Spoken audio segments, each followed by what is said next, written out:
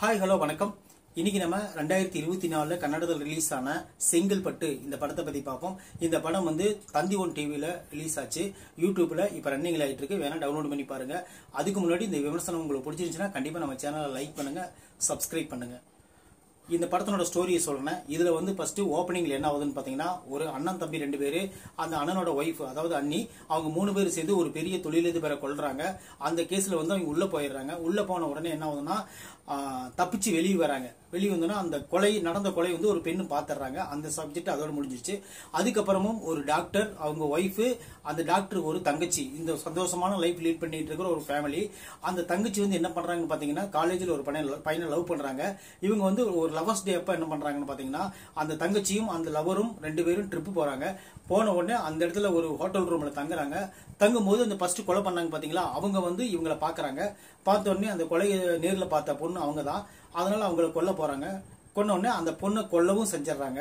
அதுக்கப்புறம் என்ன பாத்தீங்கன்னா, அங்கிருந்து தப்பிச்சு வந்து கார்ல அடிபட்டு வந்து அதே டாக்டர் வீட்டுல வந்து ட்ரீட்மெண்ட் எடுக்கிறாங்க. அந்த டாக்டருக்கு தன்னோட தங்கச்சியை கொலை பண்ணது இவங்க தான் அப்படின்னு சொல்லிட்டு அந்த டாக்டருக்கு அந்த டாக்டர் அம்மா ஒய்ஃபுக்கும் தெரிஞ்சுதா இல்லையா, இல்ல அவங்கள கொலை பண்ணவங்கள பழி வாங்கினாங்களா இல்லையாங்கிறதா இந்த படத்தோட மொத்த ஸ்டோரி. இந்த ஸ்டோரி ஃபுல்லாவே நான் சொல்லிட்டேன். இதுக்கப்புறமும் உங்களால டவுன்லோட் பண்ணி பார்க்க முடிஞ்சா பாருங்க. இந்த படம் வந்து ஒரு ஆவரேஜான ஒரு மீடியமான ஒரு படம். இந்த படத்துல வந்து ரமேஷ் அரவிந்தன் உங்களுக்கு தெரியும். அவரு தான் இந்த படத்தினோட டாக்டரா லீட் ரோல் எடுத்து நடிச்சிருக்காரு. அதுக்கப்புறம் என்னன்னு பாத்தீங்கன்னா, அவங்க தங்கச்சியா வரவங்க அவங்களும் நல்லா நடிச்சிருக்காங்க. அவங்க ஒரு மனைவியா வரவங்க அவங்களும் நல்லா நடிச்சிருக்காங்க. இந்த படத்துல வந்து அந்த காதலனா வரவர் அவருக்கு ஒரு ஓப்பனிங் ஃபைட் கொடுக்குறாங்க. அதுக்கப்புறம் அவரை காணாம போயிடுறாங்க. அதாவது வந்து ஒரு குடும்பத்துல ஒரு தங்கச்சி லவ் பண்றா. அந்த தங்கச்சி வந்து வில்லனோட தம்பியா இருக்கிறான். அதுக்கப்புறம் அந்த தங்கச்சி கொண்டதுக்கு அப்புறம் அந்த வில்லன் குரூப்பே வந்து அவங்க இல்ல ட்ரீட்மெண்ட் எடுக்கிறாங்க. இதுதான் மொத்த ஸ்டோரி. இந்த ஸ்டோரியை நீங்க போதும்ல, ஒரு கிரைம் த்ரில்லர் படம் எடுக்கிறதுக்கு இந்த ஸ்டோரி போதும். இதுக்கப்புறம் சின்ன சின்ன ட்விஸ்ட் வந்து நம்மள வந்து படம் பார்க்கறதுக்கு, அதாவது எந்த சீனும் போர் அடிக்காம ஓரளவுக்கு கொண்டு போய் படத்தை முடிச்சுக்கிறாங்கன்னா அதுக்கு காரணம் என்னன்னு பாத்தீங்கன்னா, ஓரளவுக்கு இந்த படத்தை நல்லா செலவு பண்ணி எடுத்ததுதான் காரணம். ரெண்டாவது, இந்த படத்தினுடைய ஸ்டோரி ரொம்ப லென்த்தா போயிட்டு இருக்கும். அதாவது சீன்கள் வந்து சீக்கிரம் முடியாது. ஒரு நாடகத்தன்மையான சீன்கள் தான் இருக்கும்.